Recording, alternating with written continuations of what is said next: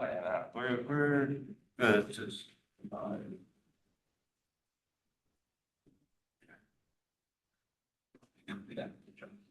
planning. Yeah. The kid. Oh, there's Zach.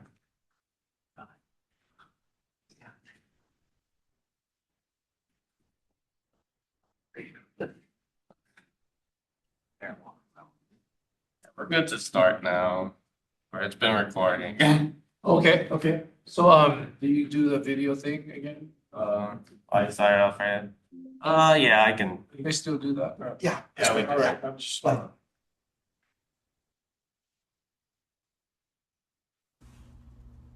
Welcome to the Professional and Vocational Licensing Virtual Board Meeting. When the meeting begins momentarily, the chair will take a roll call, explain any specific rules for this particular board, and then move to public comment. The name of the board member will appear on the bottom left-hand corner of your screen. For instance, this is board member Y, and this is board member E. Public testimony will be accepted at the beginning of the meeting and before each agenda item. You can indicate that you are ready to testify by clicking on the Raise Hand button being circled by the mouse on your screen now.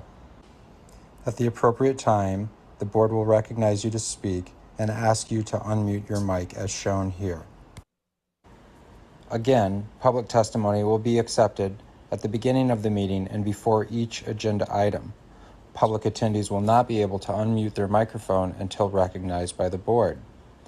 Public attendees who are recognized to testify will be asked to identify themselves by name and their affiliated organization if applicable. Please mute your microphone when you are finished speaking as a courtesy to others and members of the board. Public attendees will not be able to unmute themselves after the testimony is completed unless recognized again after raising their hand. At some point during the meeting, the board may choose to move into executive session. When the board moves into executive session, the board members' microphones and video feeds will be turned off, and a similar screen as you see now will be displayed. When the board returns from executive session, their microphones will be turned on as well as their video cameras. Welcome again to the Professional and Vocational Licensing Virtual Board Meeting. At this time, the chair will call the meeting to order and take a roll call, as well as explain any additional rules that may be specific to this board.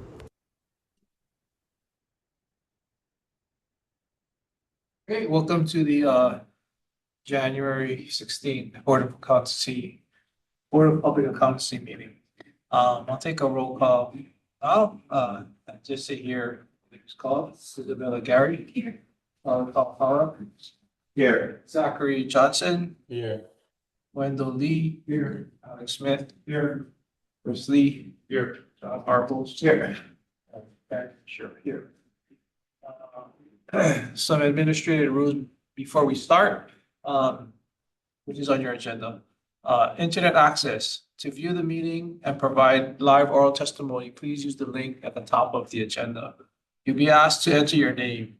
Board requests that you enter your full name, but you may also use a pseudonym or other identifier if you wish to remain anonymous. You'll also be asked for an email address. You may fill in this field with any entry in the email format as stated in the agenda. Your microphone will be automatically muted. Chairperson asks for public testimony. You may click the raise hand button found on your Zoom screen to indicate that you wish to testify about the agenda item. The chairperson will individually enable each testifier to unmute their microphone. When recognized by the chairperson, please unmute your microphone before speaking and mute your microphone after you finish speaking. For phone access, if you cannot get internet access, you may get audio-only access by calling the Zoom phone number listed at the top of the agenda. Upon dialing the number, you will be prompted to enter the meeting ID, which is also listed at the top of the agenda. After entering the meeting ID, you will be asked to either enter your panelist number or wait to be admitted into the meeting. You will not have a panelist number, so please wait until you are admitted into the meeting. When the chairperson asks for public testimony, you may indicate you want to testify by entering star and 9 on your phone's keypad.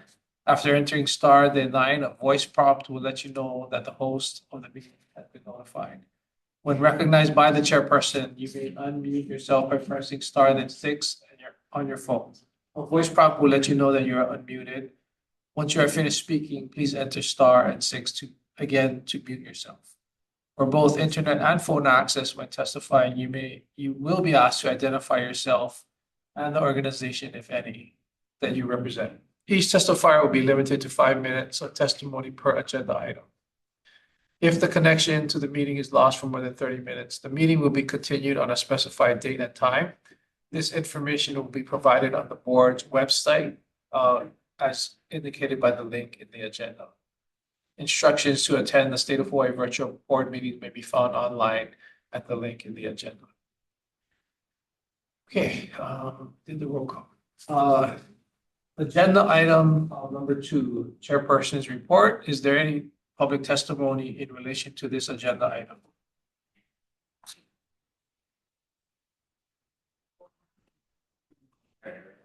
No public testimony. Okay, hearing none, we'll go on to agenda item 2A, which is my report on the NASBA white paper response. So last meeting, NASBA put a request out there, comment on their alternative practice structures of private equity, consideration and questions for boards of accountancy, a white paper. That white paper was routed, I think, to the board members. And I think in the last board meeting, I did say I would draft a response on behalf of the board, which was forwarded to you. I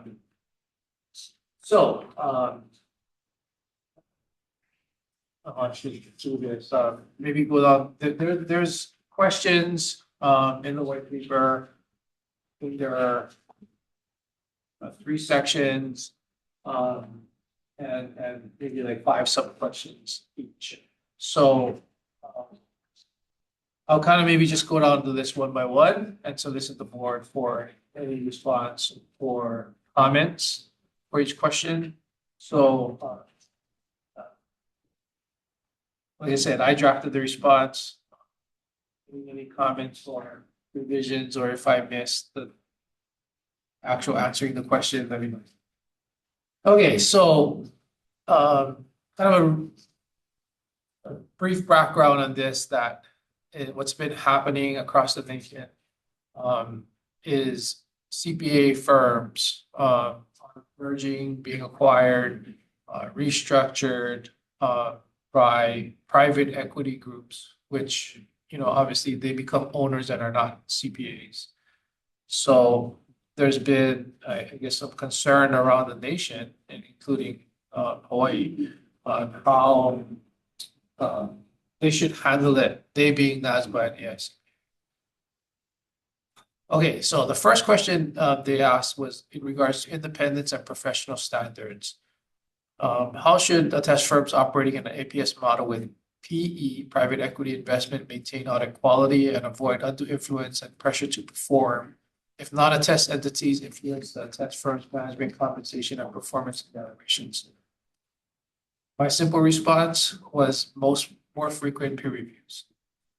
Anybody have anything to add? I couldn't think of any.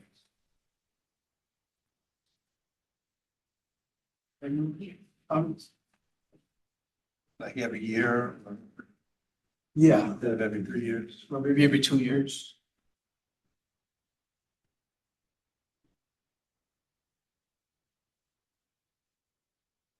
Okay. Second sub-question, what restrictions should apply to PE investors and their portfolio companies becoming attest clients of an attest firm within the same share APS structure? Again, the APS structures can be pretty complex, but my simple answer was that this should be prohibited due to a direct conflict of interest. You guys kind of agree? Okay. Next sub-question, how should the peer review process address the complexity of independence considerations introduced by APS structures with PE investment? Well, I mean, the only other thing I can think of related to peer review is the peer review process should include procedures to address any independence issues that include this area for examination. Potentially, there could be an additional peer review report to issue opining on the internal controls related to the independence of the alternative practice structure, similar to the reporting of audits under governmental accounting standards. So as most of us know, when you do an audit under government auditing standards or like A133 reports, there is an additional opinion on the internal control of the entity. So the question was, how do you address internal control? I mean, the only other way would be to maybe issue a report under internal control. I don't really know of any other way. Because it directly asks, how should the peer review process address it? I mean, Peer reviewers would have to come up with the process for doing that. Yeah. right, or the ICBA peer review board. Yeah, not that I mean, I would include it in the response, but I would say in the peer review report that they actually receive. Right. It should state that they are affiliated with an alternative practice structures, like one paragraph that would just disclose that when you have to give your peer review reports anyway, right, to clients, it just says we are part of an affiliated, or I'm sorry, alternative practice structure. This is the other entity. Yeah, Maybe that kind of disclosure would be. that's a good idea, actually.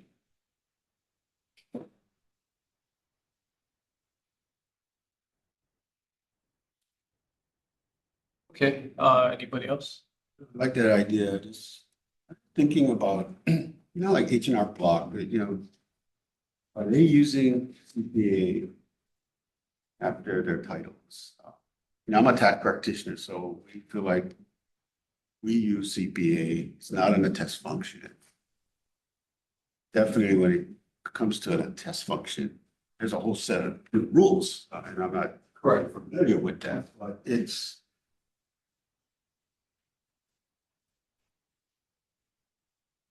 how,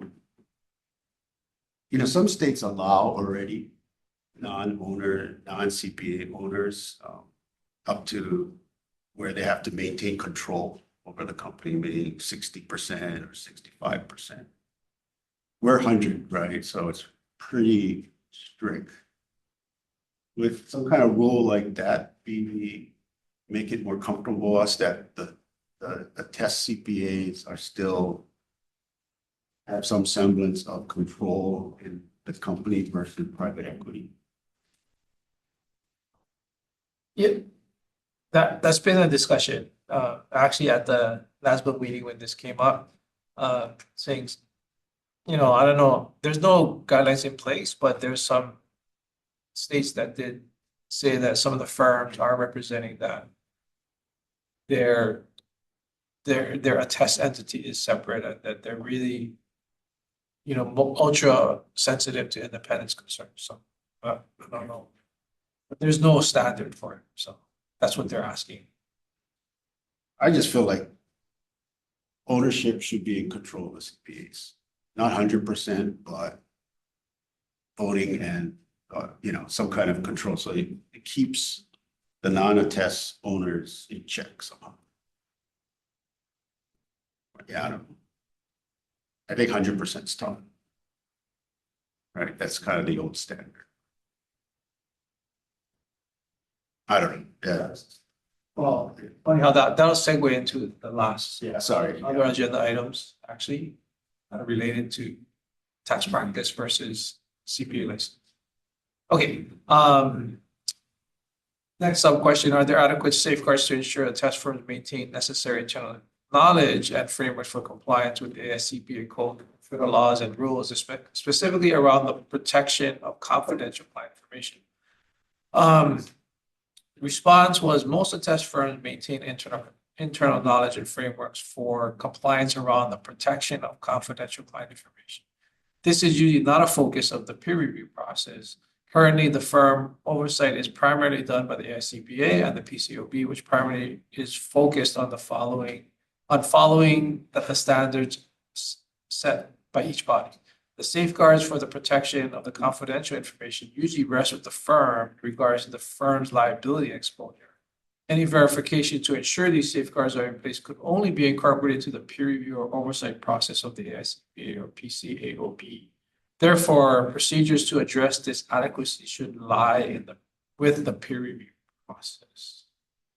That's the only way our firms are being regulated anyway, right? Is either a peer review by the regular peer review process that the AICPA has in place, or the special peer review process that the PCAOB has. So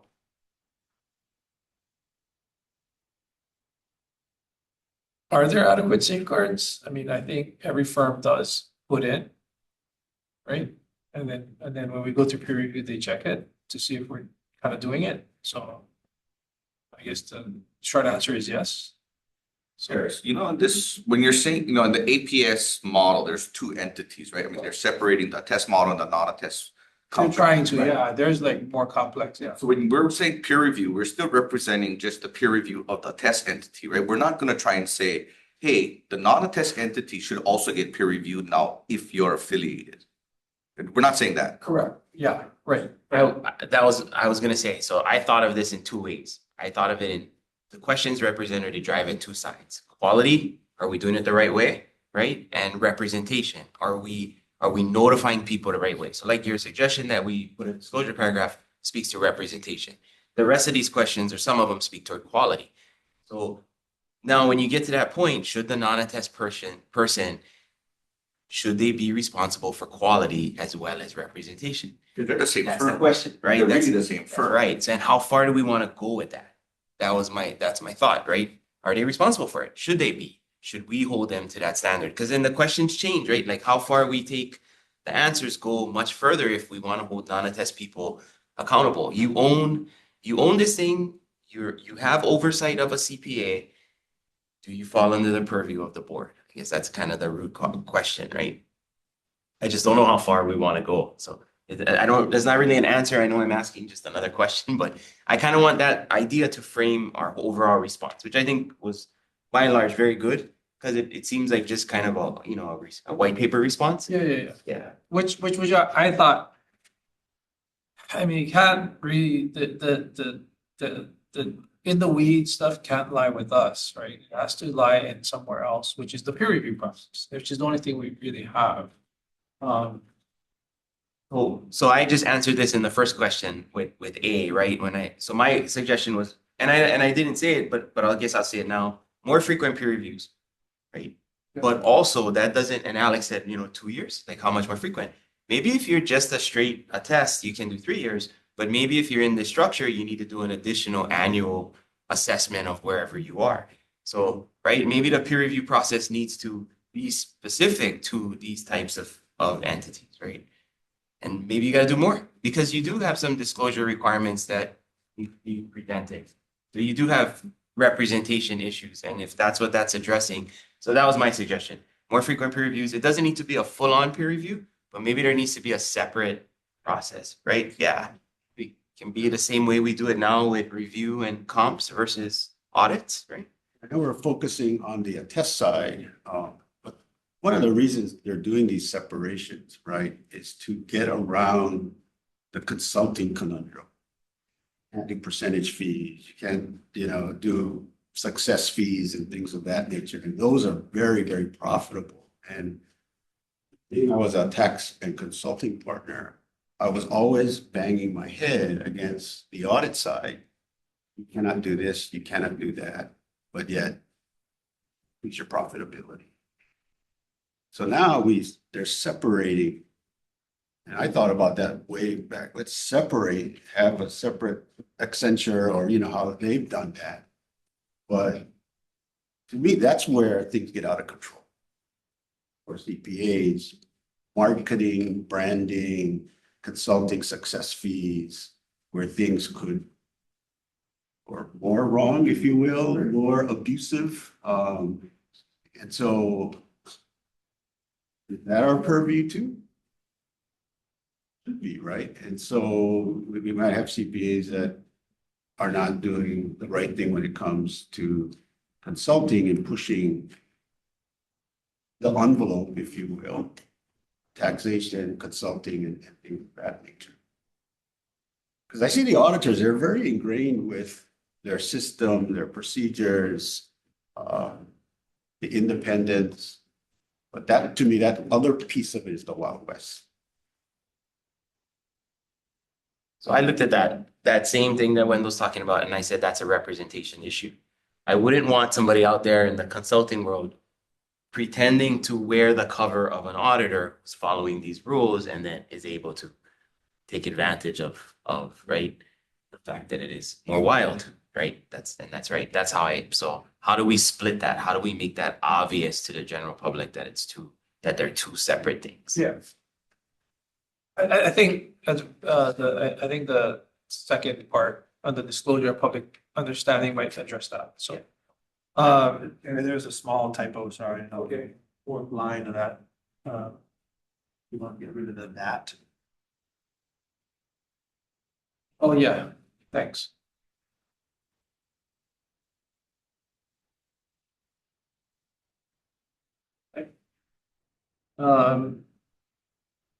Well, again, some question E, 1E, how can boards of accountancy and other standard setting bodies address independence concerns based on the size and scale of a test firm's relationships?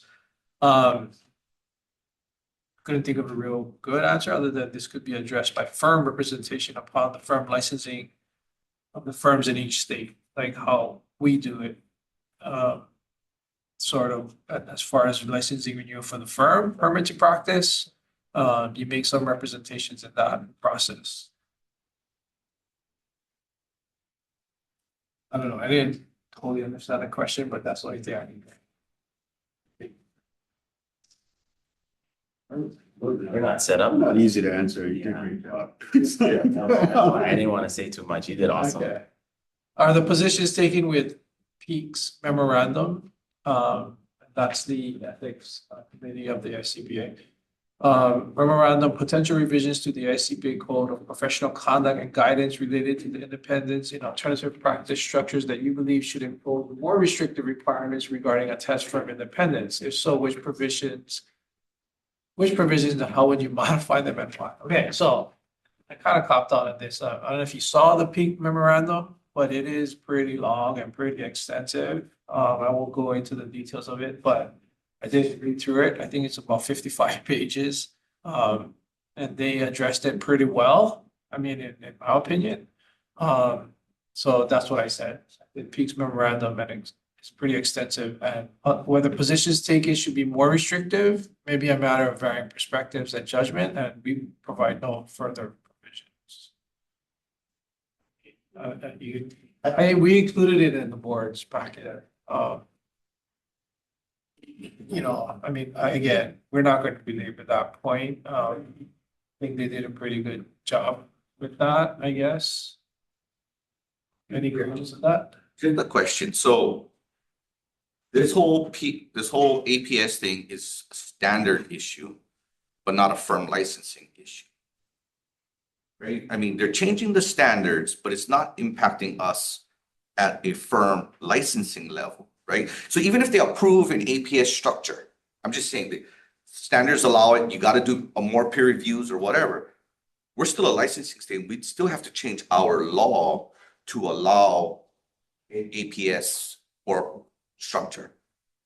Right. Okay, I was just clarifying. Like, I mean, just because this is the first time where really it's the standards are not NASBA and how you get your CPA. This is our actual professional standards, AICPA standards that are addressing how in the test service or it's governed under AT or whatever the services, right? So I'm just saying we're talking about the standards, which I don't think we've ever really addressed because why are we addressing a standard at the state board level? Yeah, I think, well, the next question. So Okay. I said, would your Board of Accountancy consider adopting stricter laws or rules associated with independence than those in the ICPA code to enhance public protection? I said no, because we believe our laws and regs are sufficient in regards to independence. HAR, Rules of Conduct, Section 1671-62, which, again, what you just said, we're not the ones setting the standard. We're just saying, hey, you profession, CPA, AICPA, you regulate this code of conduct and the standards. Therefore, we're gonna make our laws and regs to kind of quote unquote piggyback off of that. So I think the question is that should we shouldn't be setting the standards, right? Right. So I don't know. I mean, they're asking the question, do you think you should? And I think, no, I don't think you should. Does that you guys agree? Or I would agree. I think you can probably make that opinion to the AICPA as an individual, as a market participant, as like an individual CPA with your practice, but not with this hat on. Right. This is we're a regulating industry right now, right? Yeah. That's so no, not from this. Yeah. Okay, so second major section, disclosure and public understanding. Should boards of accountancy require more prominent and standardized disclosures on websites and marketing materials distinguishing attest and non-attest entities under common control? My response or our response, I hope, it is a good idea to have that requirement, but it would be difficult to enforce. With the fluidity of the APS industry, it would be difficult for the boards to update and revise its rules or statutes timely due to the time lag in the legislative process. So that's a good idea, but how do you react, right? To making the firm say, hey, make sure you let the public know you have an APS, right? How do you regulate that? You know, I don't know. There's just like anything less than 100% has to be disclosed or something, so that it's sort of whatever. Right. I mean, that's a pretty big ask for the boards to do, in my opinion. So, next question segues into that. How can boards of accountancy better educate consumers about the distinction between attest and non-attest services in APS structures? The board can use this webpage as a tool to pass this type of information from the AICPA and NASBA. Sit on from, which we do, we actually do that, right? I mean, when NASBA comes out with something, we post it to the website if it relates to the practitioners out there. Taking maybe a hard action item stance to force them to do it. Unless it relates to our statutes and rules, we don't, right? I mean, unless we change the statutes and rules. If it's kind of happening outside, like for instance, Peak is changing the code of professional conduct, you know, we're not gonna revise our rules and regs. We're just gonna say, follow the AICPA. Code of I conduct. was waiting for them to give us something, right? I Right. mean, It's So really I- hard for all of us to make all 50 different revisions to. They should provide us some guidance on this. Again, segueing right into the next question, what is needed regarding the UAA Act models and rules wording on the use of the CPA title 21 by individuals not associated with the test firms? And I said, yes, clarity is needed to distinguish. Needed on how to distinguish a CPA that performs a test versus not a test. I don't know how to, I mean, that's been our challenge the whole history of the CPA, right? I mean, what do you know, like the public perception is CPA, you automatically do taxes, right? Yeah. What's an auditor? Yeah. I mean, so I don't know. I mean, we're asking them for clarity, so they can, I don't know the answer to that. Wendell, the auditor is a person who doesn't want to answer a tax question. What do you do? I'm an auditor. Right, okay, so, how should advertising practices be regulated to provide transparency regarding the relationship between attest firms and non-attest entities? My response, stricter transparency requirements would be the best way to inform the public. Revisions or updates would be needed to the requirements in our rules and regulations to require clear and conspicuous disclosures by firms in relation to APS. Again, but this would prove very challenging to regulate and enforce because we as CPAs are having difficulty understanding and defining the differences, much less the public and how it would affect them. Hence my last comment, right? I mean, we've always had that challenge, and how do you can say it on the website, hey, there's a difference between attest and non-attest CPAs, but I mean, who's gonna really think about that, right? I don't know, you guys have any better response to that? Change our statutes to have specific advertising? I think we have it to some extent, right? Holding out, how you hold yourself out to be a CPA and to practice. To me, I think that's sufficient. Third major section, regulatory oversight and enforcement. What are the implications of differing state definitions of the practice of public accountancy to attest firms operating nationally under different models? The implications would be confusion and misunderstanding by the public, which I think, I mean, they don't even know to be confused yet.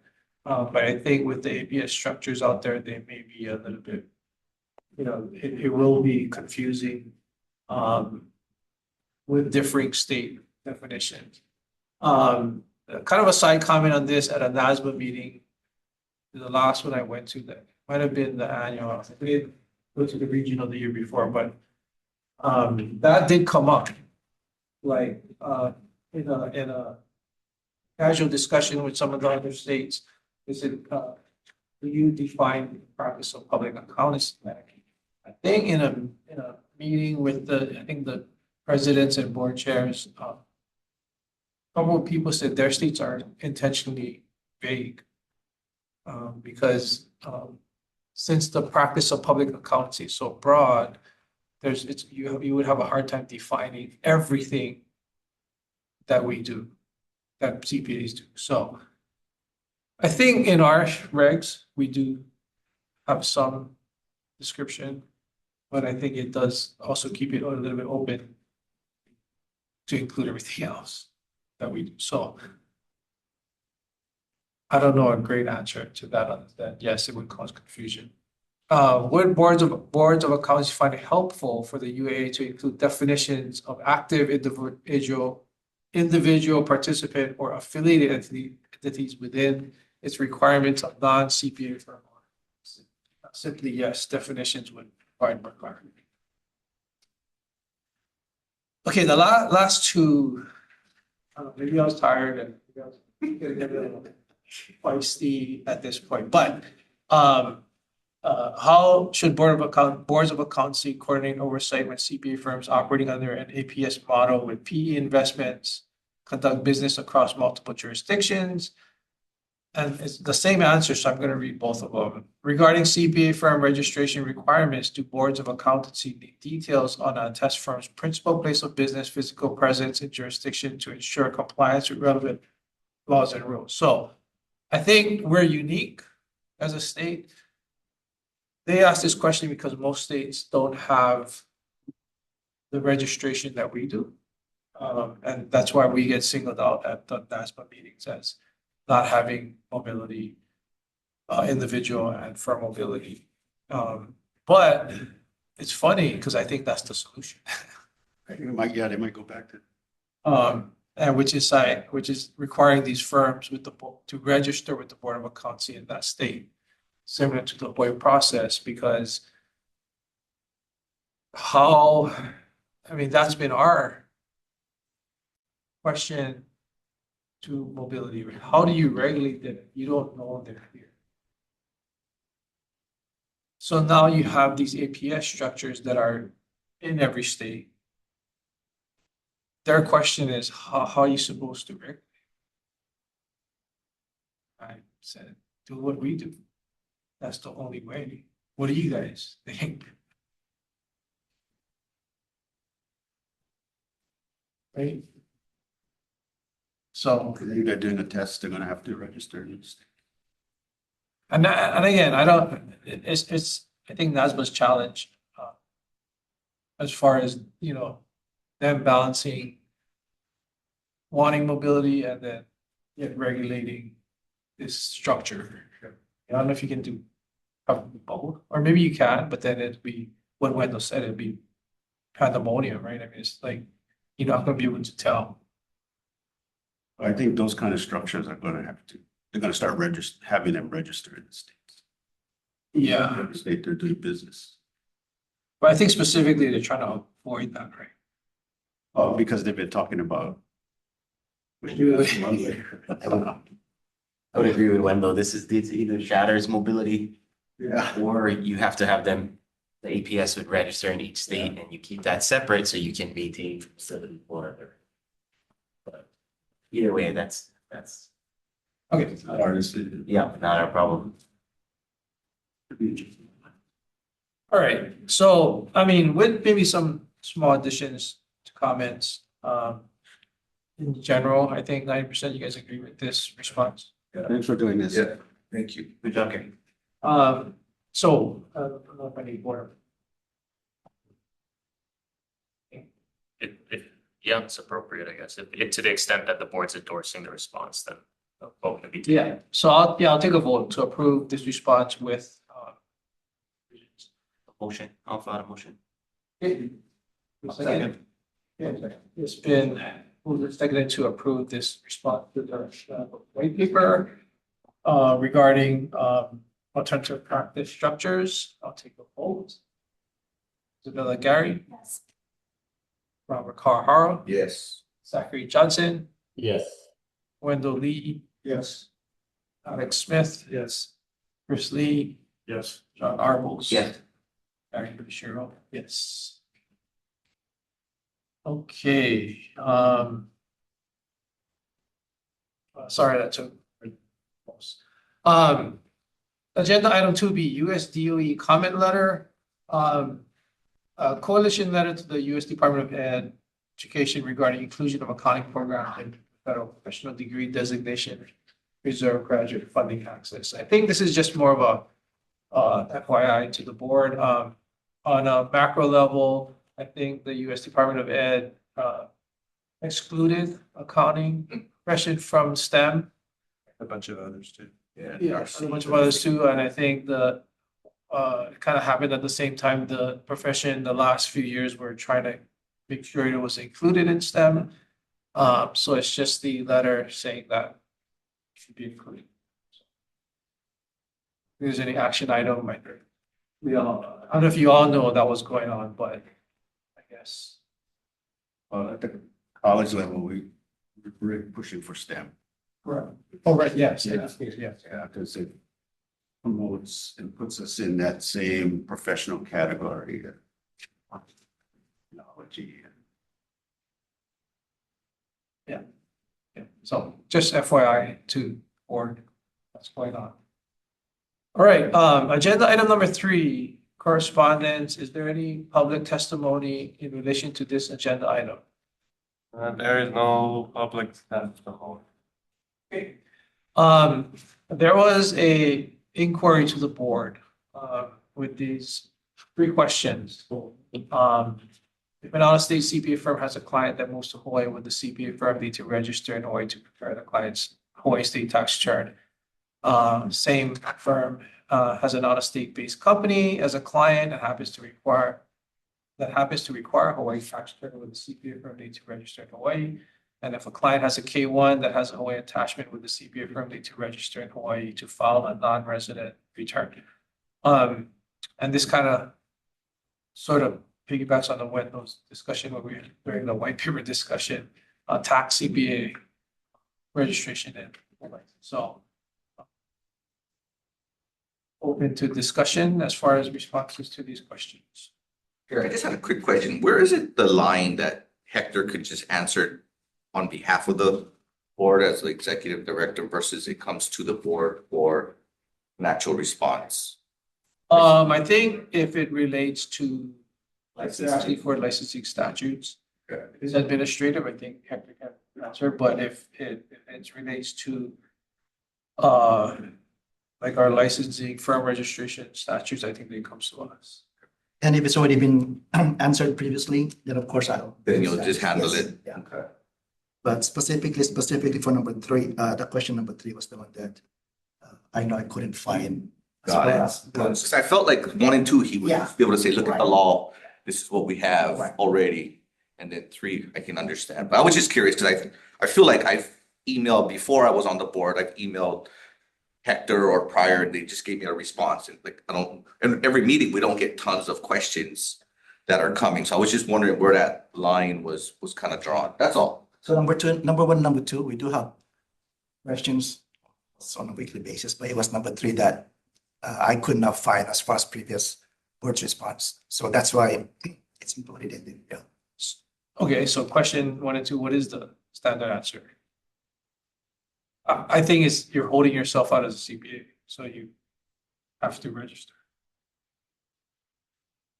Yes, no, fine.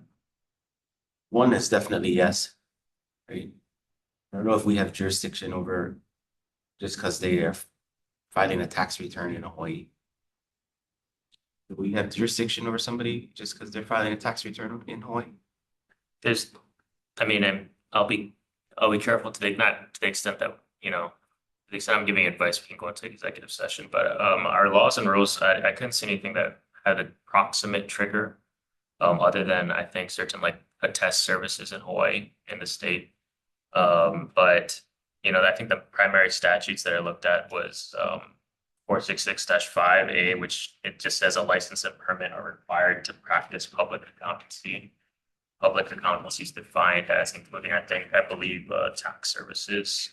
I think to the extent that a CPA is signing or is attesting, or I lack the technical, I don't want to use vernacular, but it seems like a straightforward yes. Yes, there's a basis at least legally too. But I was also curious of, I mean, has that been the board's decision? Yeah. So 1 and 2, Yes. what, Yeah. very clear, it's just number 3. That's, like I said, it wasn't specific as far as K1 board's opinion, yes. What if you were an enrolled agent? And you would have this on your signature, CPA/enrolled agent, and your client moves to Hawaii. And you say, well, I'm not a CPA in Hawaii, I'm holding myself out as enrolled. Then what would the answer be? And your P10, when you register for your P10, you renew it, you put both CPA, Florida, and enrolled agent.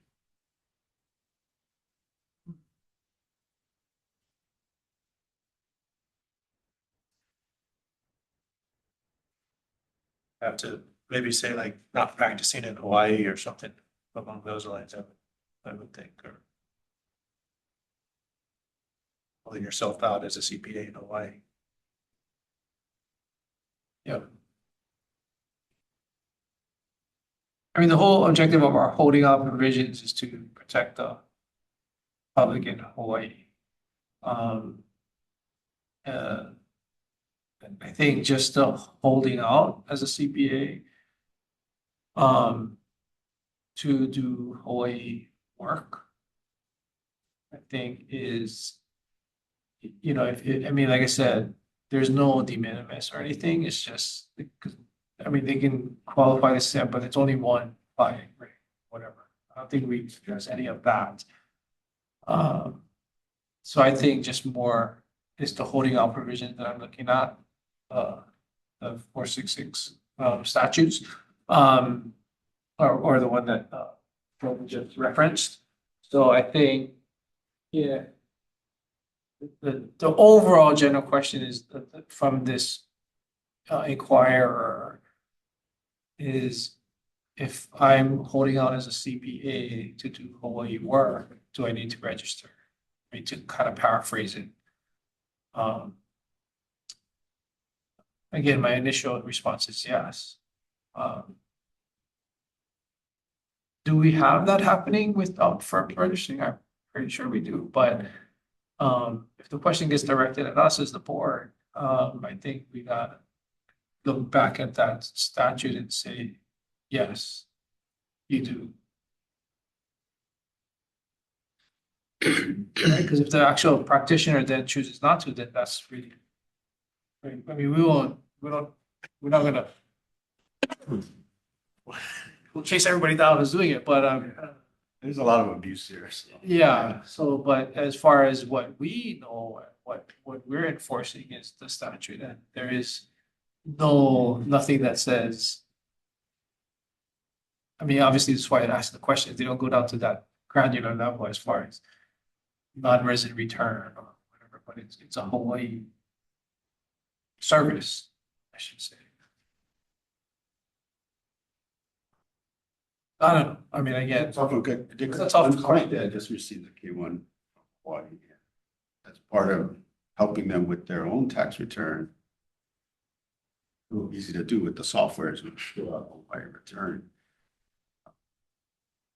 Right. But that's very ancillary but if you're doing a lot of them, then I can see you're practicing. But how do you make that distinction? yeah. Yeah, You're help with this, I You're don't know. almost forced to say yes. I would agree with you, but Yeah, are we in line? It's hard for me to understand like the specifics of like K1 and like, I lack that Okay, understanding. so K-1 is similar to you receive a W-2, 1099. That's indicating how much income Income you you have have from that state. from that activity. in that state.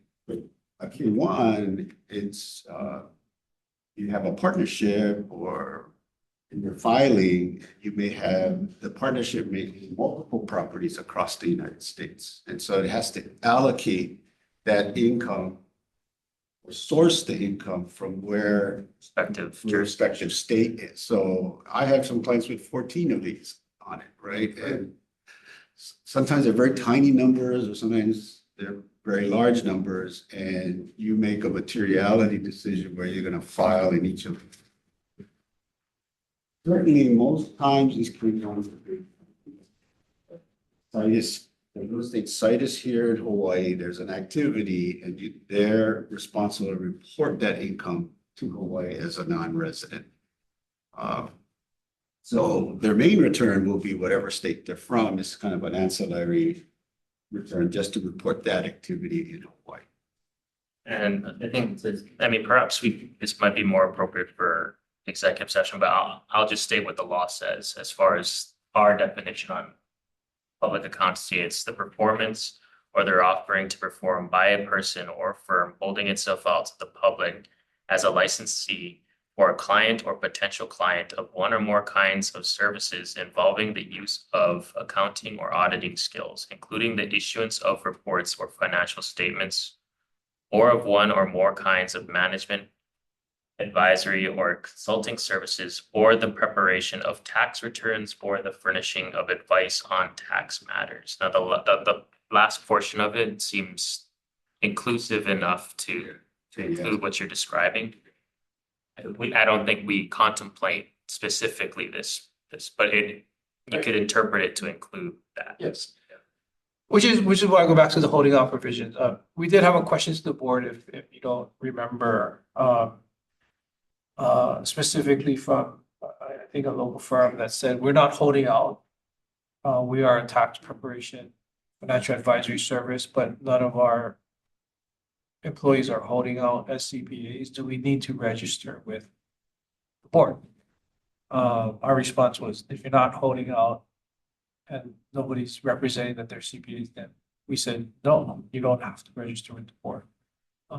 So going back to that section, which is the licensees, right? If they're holding out as a CPA and preparing employee, or according to that statute, I would say yes. Yeah, based on statute. Or- Unintended consequences, some CPAs are gonna say, screw it, I ain't gonna file in Hawaii and just not pay the tax, right?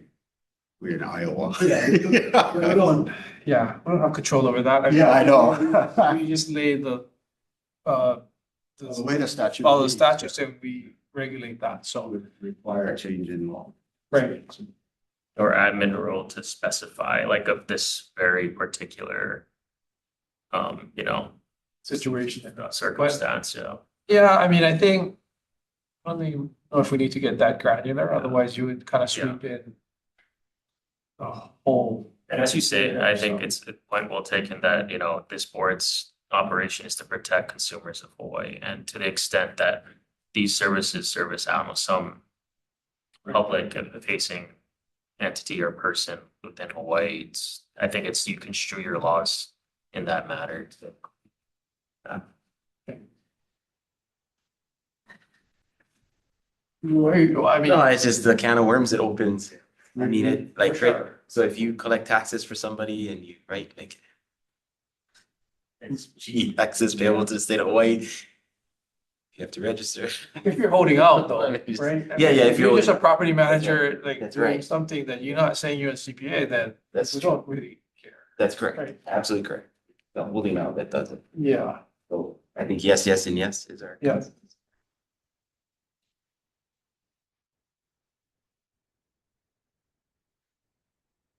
okay. All right, moving on to agenda item number 4, November 14, 2025 minutes. Any reasons for the executive session for the minutes? Oh, I'm sorry, is there any public testimony related to the agenda item number 4? Oh, public testimony. Okay. So, minutes are out there. Oh, sorry, 460. So I have a comment related to the minutes and, just wanted to know. Our meetings, open session is posted to the public, on the website, and also on YouTube, basically. I think, last year or the year before, we were notified that for the most part, anything in open session, is part of the minutes. And so what's been posted on the website is, again, the video, replay of our meeting. And then we also get these minutes, which is paraphrased, and it's not a direct transcript of the meeting. So, just be aware that the minutes documented, obviously in front of us as draft form, can be used in conjunction with the video presentation, which can be, there might maybe some conflicting, but just be aware that that's what's open to the public.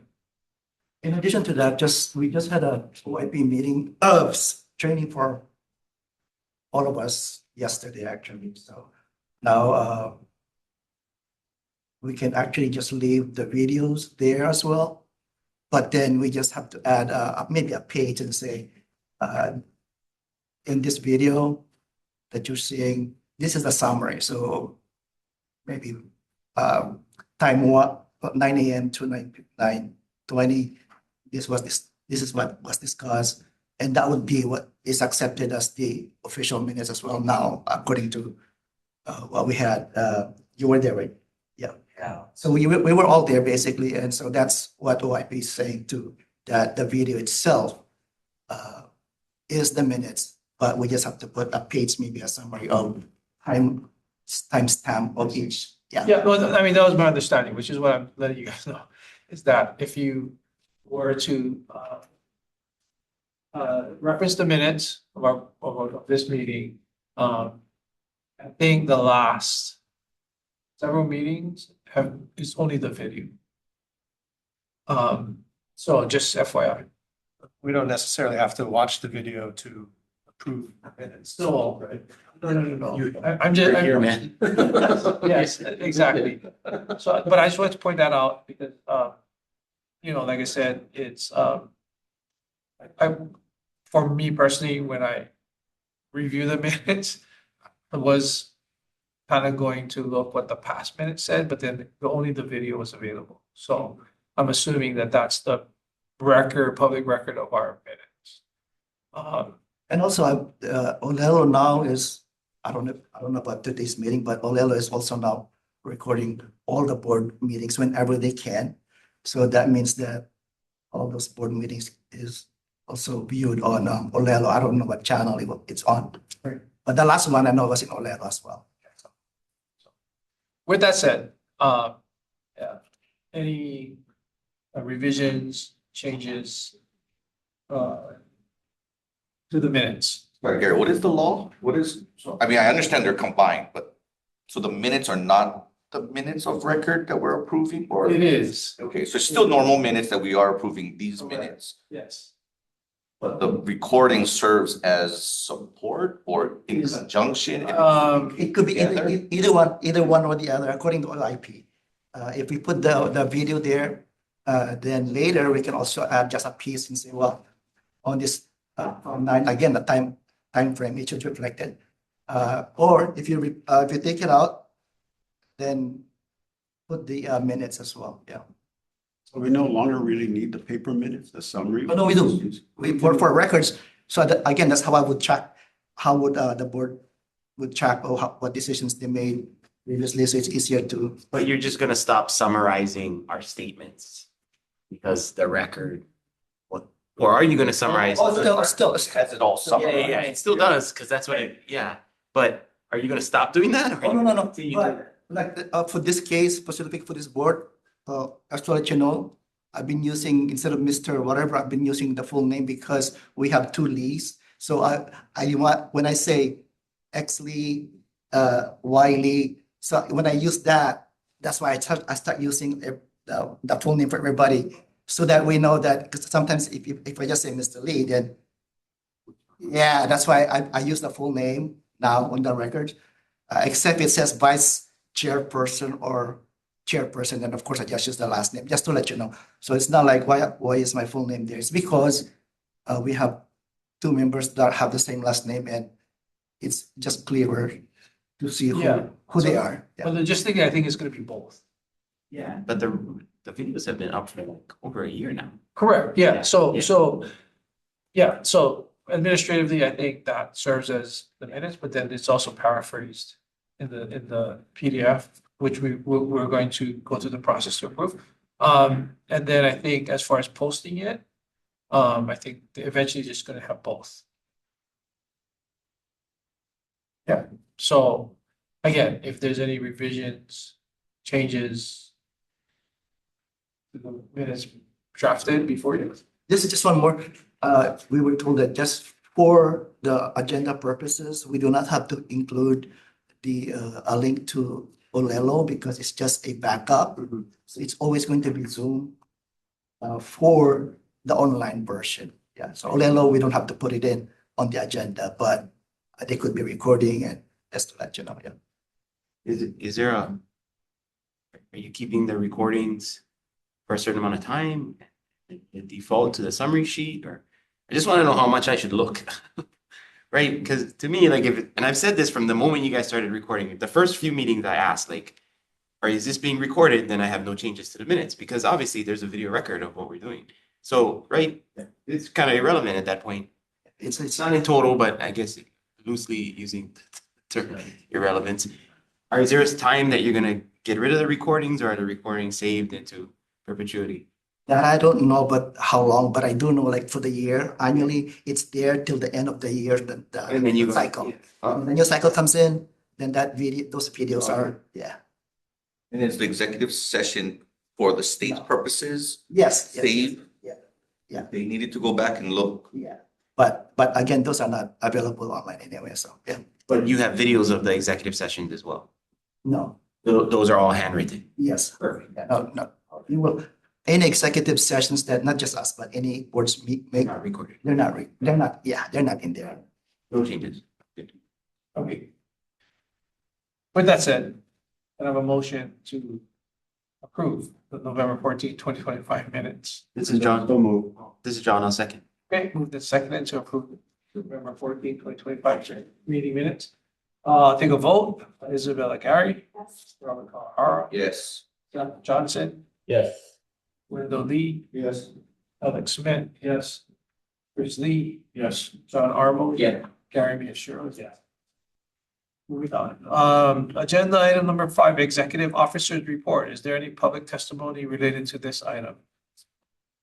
There is no public component. Hector? Okay, You?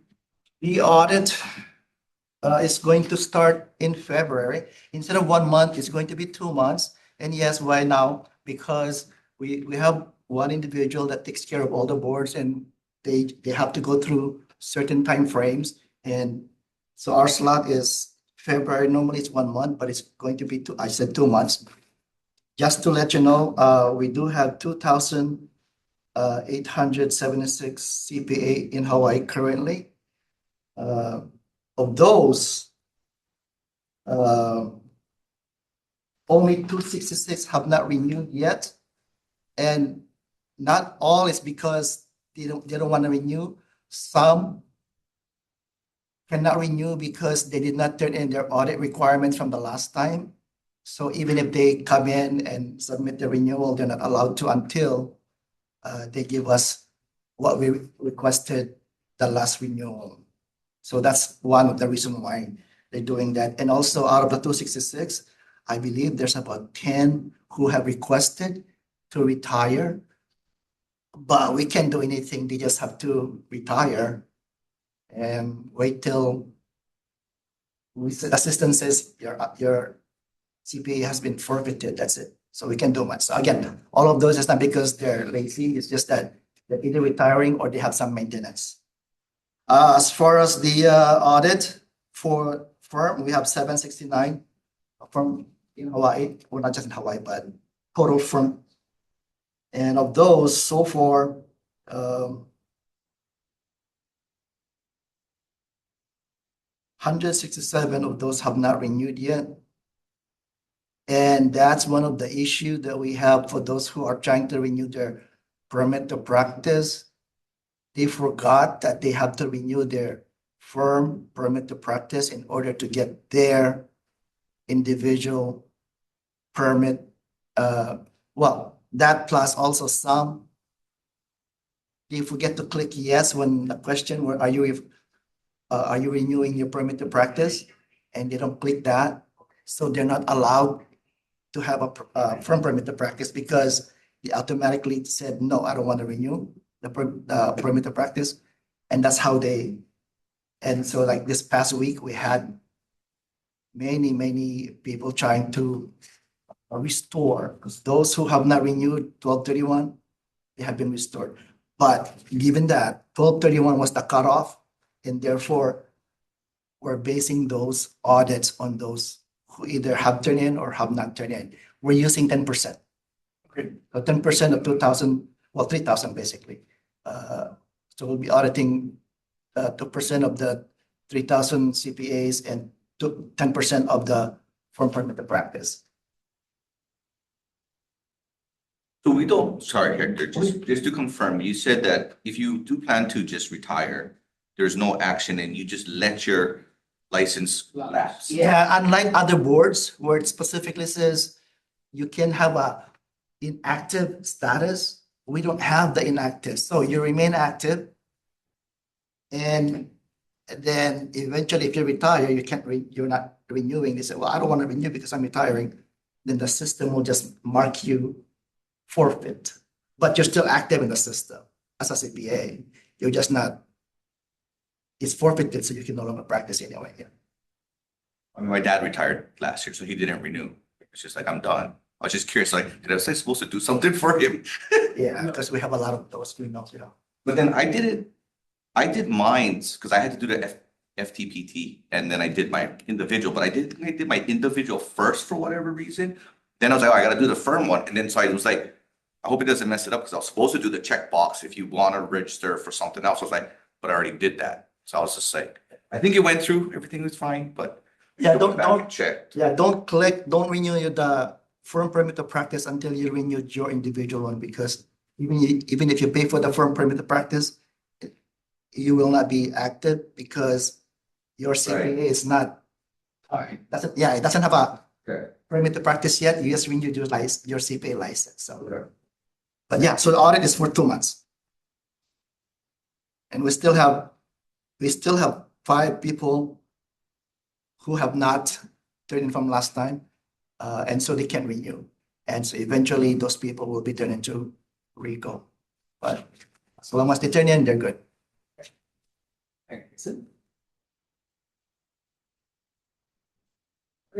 Moving on to agenda item number 6, CPA scores extension request. Is there any testimony from the public on this item? There is no public testimony. Okay, CPA scores extension request from Carla Marie Carrig. Candidate is requested to extend one section. Just one section. Reg, REG. Due to, I don't know what to call it, medical hardship as a care provider.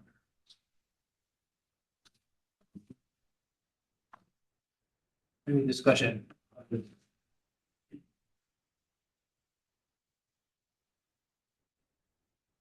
A general consensus as to what our action is to approve it. Not approve.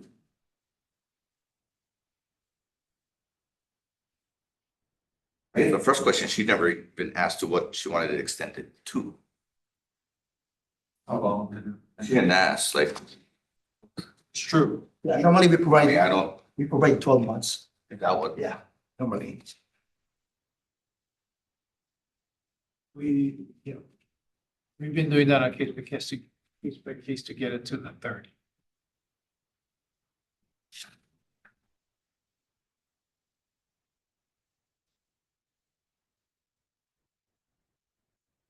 And then she's the first example for medical hardship because all the other people, since I've been here, have been COVID related.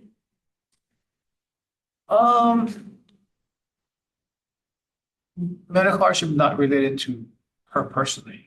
Yeah, it's the first time. I mean, I recall seeing it related to a caregiving situation versus, I think in the past, we've seen those that had their own health impacted. But I guess in this case, it's different.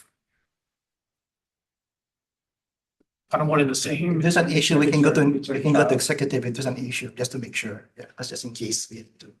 But You Same question want that to we go had to before. the executive session? Just so I understand what would be the basis of executive session? Like under, Clarify the. is it to consult with your attorney? Is it because I'm not sure if it qualifies. okay, good. But okay, it's the same issue that we had before. Yeah. Our rule is 18 months, right? It's, a lot of other states are.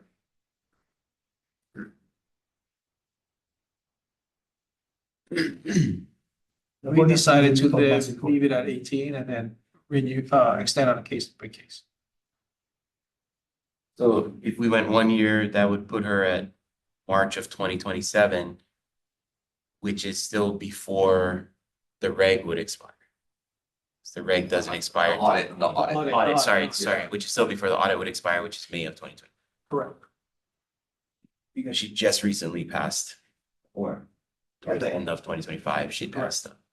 I did talk to her. She said she'll be trying to do the other two in the process.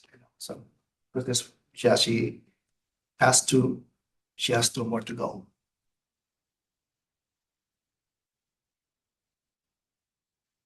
I don't necessarily have an issue with the 12 months. I have a concern if the issue is prolonged.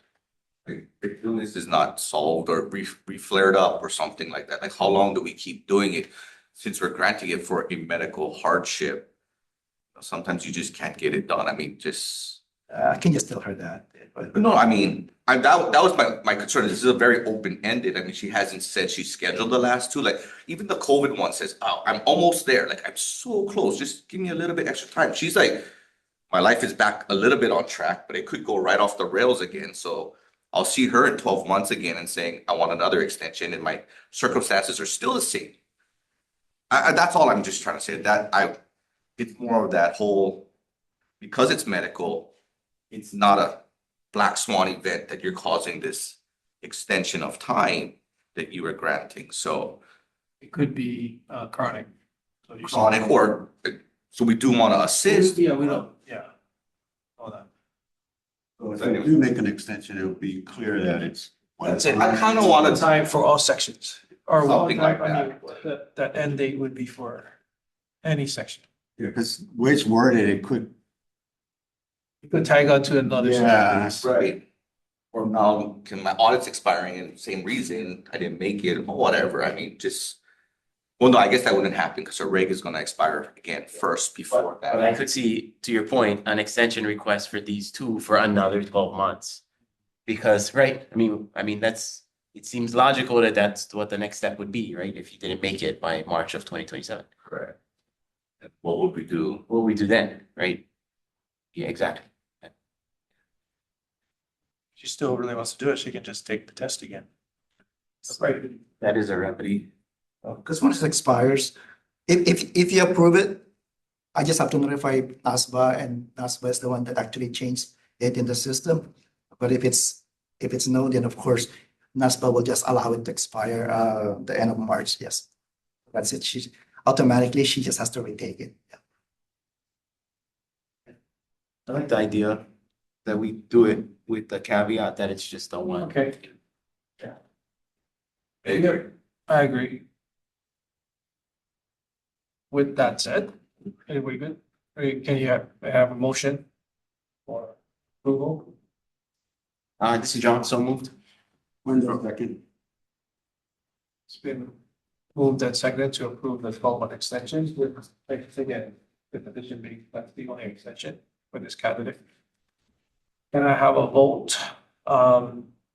Isabella Gary, Robert Carhara, Yes. Zachary Johnson, Yes. Wendell Lee, Yes. Alex Smith, Yes. Chris Lee, Yes. John Arbos, Yes. Karen Miyashiro. Okay, agenda item number 7, application. Is there any public testimony with relation to this agenda item? There's no public testimony.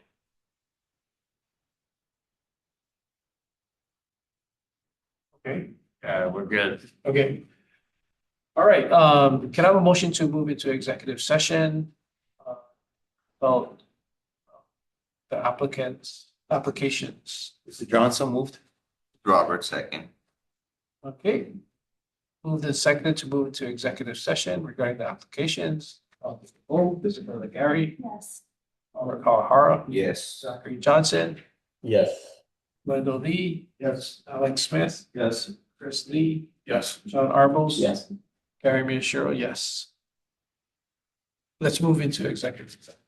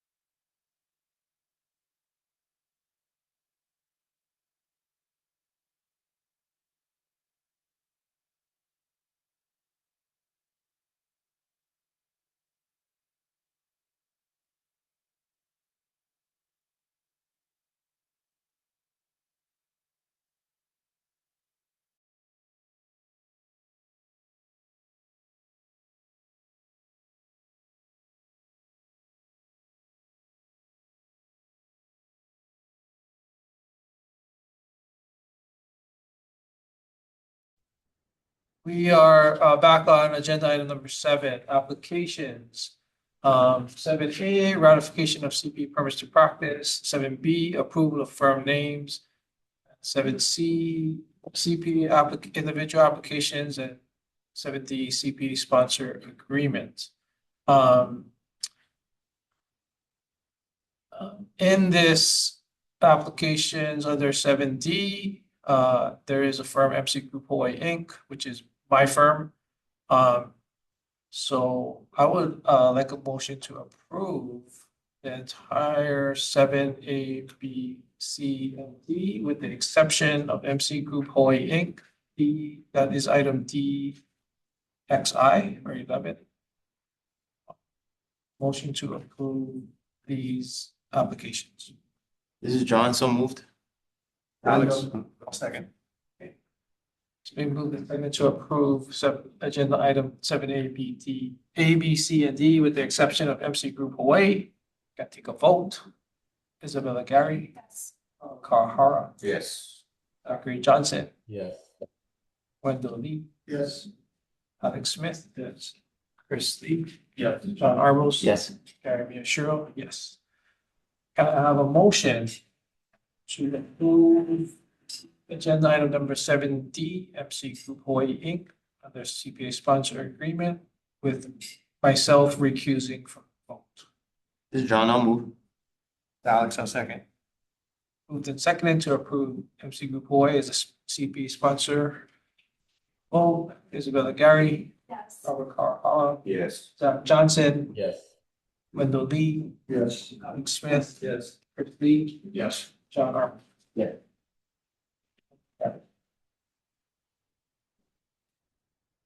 Right, that's the last agenda. Okay, our next meeting is March 13th, 2026. Same place, same time. And the meeting is adjourned. Thank you. Thank you all. Happy New Year.